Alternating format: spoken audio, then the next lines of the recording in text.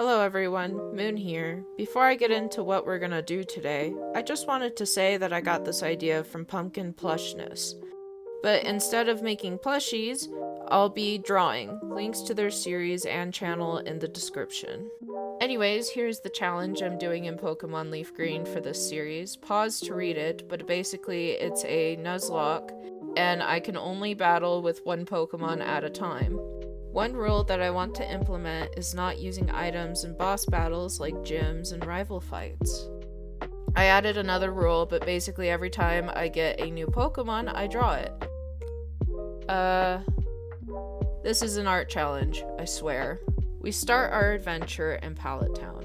After getting my potion from my computer, I trigger Professor Oak and he brings me to his lab. I already know which Pokemon I'm going to choose for this challenge, but when I decided to do it originally, I had no idea because I love all of the Kanto starters. Before I even started recording my gameplay, I hopped onto my social media accounts to make polls because I'm an indecisive individual. I put one on X. Along with Twitter, I made one on Amino too. I know, cringe. I gave people the 3 Kanto options: Bulbasaur, Charmander, and Squirtle. After a day, I had finally had all of the votes in. My boyfriend added the results together, and the winner surprised me. I asked him who I should pick, the most voted for or the least voted for.